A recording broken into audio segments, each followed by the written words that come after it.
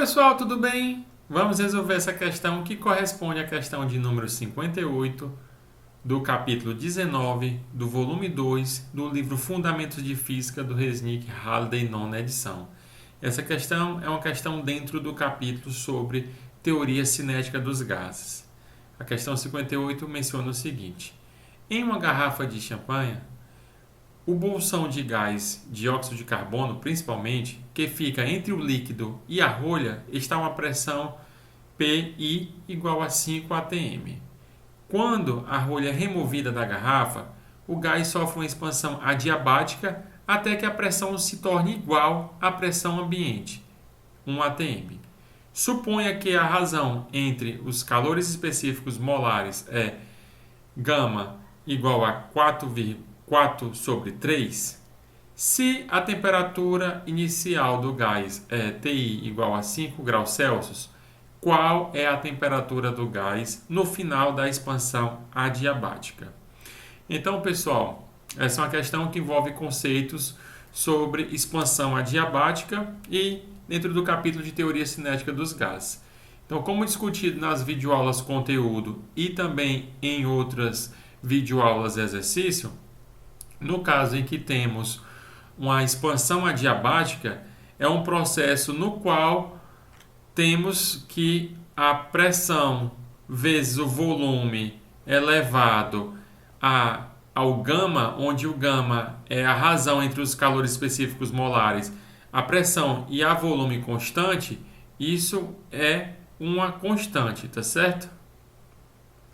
E aí a gente pode estar combinando, a lei dos gases ideais e, de acordo com o que cada questão nos fornece, está encontrando, para o estado inicial e final, as grandezas a serem determinadas.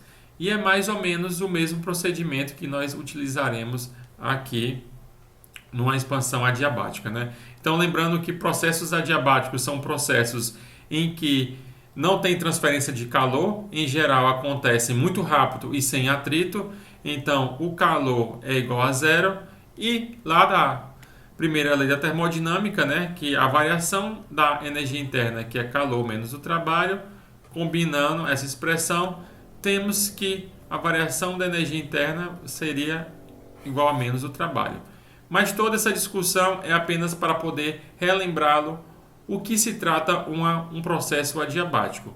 Mas aqui nessa questão apenas utilizaremos o conceito de que a pressão vezes o volume elevado a essa razão entre os calores específicos, que é dado pelo gama, é uma constante, e utilizaremos a lei dos gases ideais, que diz que pressão vezes volume é igual a N, número de mols, a constante R, vezes a temperatura. Então, utilizaremos essas duas expressões para, enfim, determinar a temperatura do gás ao final da expansão adiabática, tá certo? Então, vamos lá, começando tomando nota para os dados fornecidos pela questão para os estados iniciais e estados finais, ok? Então, de acordo com o enunciado, nós temos, para o estado inicial, temos a pressão inicial 5 atm e a temperatura inicial de 5 graus Celsius. Lembrando que na lei dos gases ideais e nessas grandezas que nós escrevemos aqui, elas devem ser tais que a temperatura deve ser dada em Kelvin. Como a questão nos forneceu a temperatura em graus Celsius, então precisamos converter para Kelvin. Lembrando que a temperatura em Kelvin é igual à temperatura em Celsius mais 273.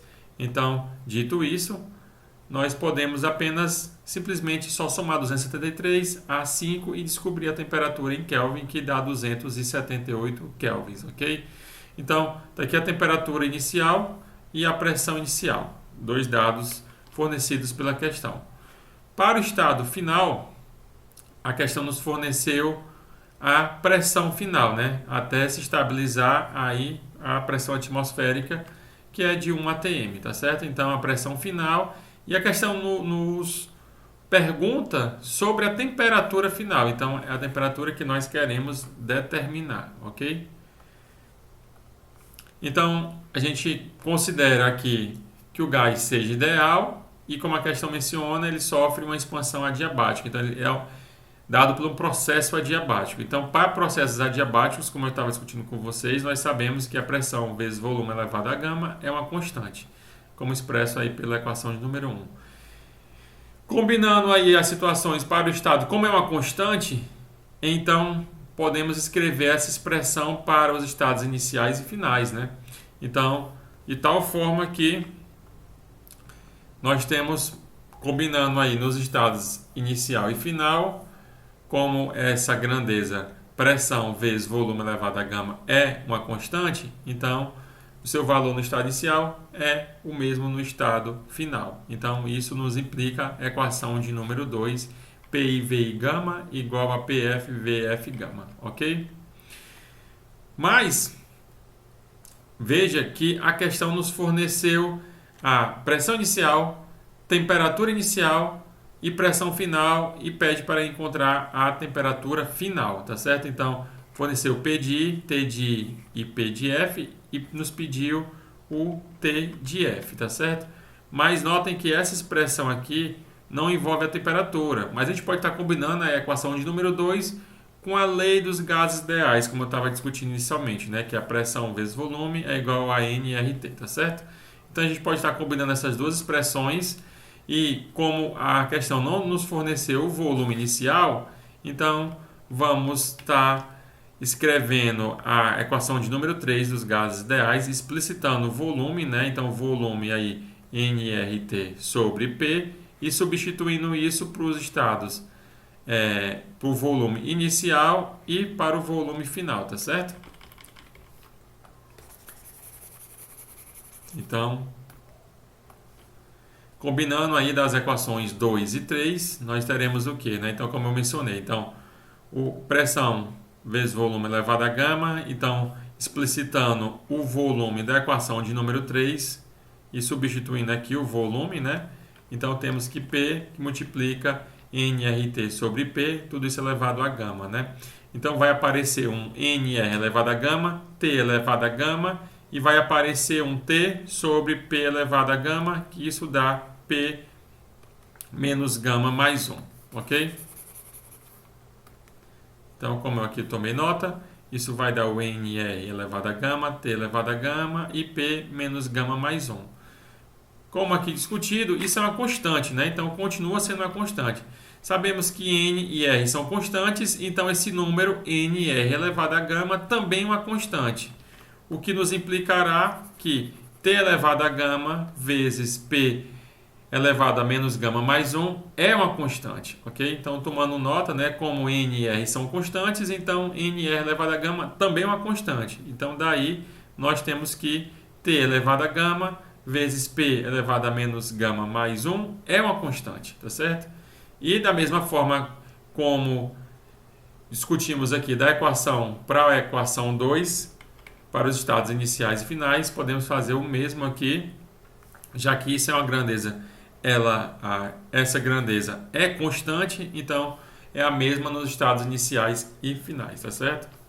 Então, daí, isso implica que a temperatura inicial elevada a gama vezes a pressão inicial elevada a menos gama mais 1 é igual a temperatura final elevada a gama vezes a pressão final elevada a menos gama mais 1.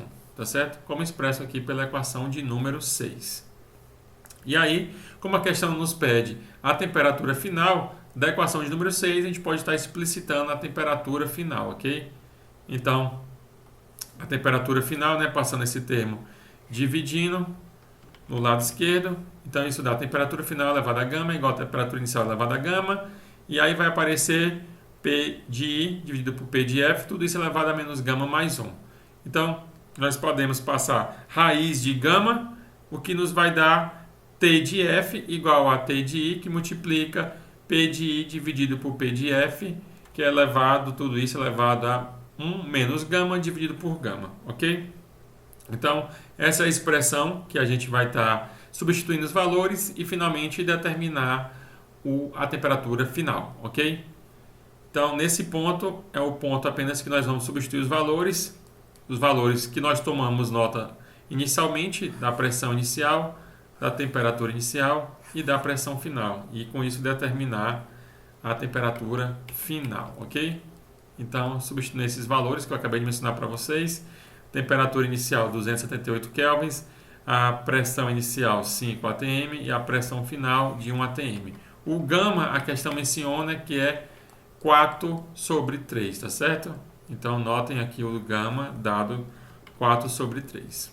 Então, vai aparecer 1 menos 4/3 dividido por 4/3, né? Então, 1 menos 4/3, isso equivale a 3/3, menos 4/3, isso dá menos 1/3. Então, menos 1/3 dividido por 4/3, repete o primeiro, né? Vezes o inverso do segundo. Então, isso vai dar menos 1/4, ok? Então, apenas apagando aqui. Então, isso vai dar 5 dividido por 1 é 5, então dá 278, só repetir. Aqui vai dar 5, né? ATM corta com ATM. E esse expoente vai dar, como eu mostrei para vocês, menos 1/4.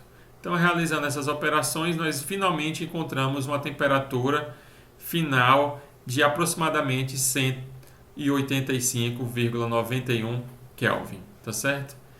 Então é isso, pessoal. Essa questão é a questão que lida com gases ideais. A gente considera o gás que ele seja ideal e sofre uma expansão adiabática. E com isso nós utilizamos o fato de como acontece o processo, é um processo adiabático, então pressão vezes volume elevado a gama, onde esse gama é a razão entre os calores específicos molares, a pressão em volume constante, né? Então utilizamos essa equação e a lei dos gases ideais para estar determinando a temperatura final como solicitado pela questão, tá certo? E é isso, pessoal. Até o próximo vídeo. Tchau, tchau.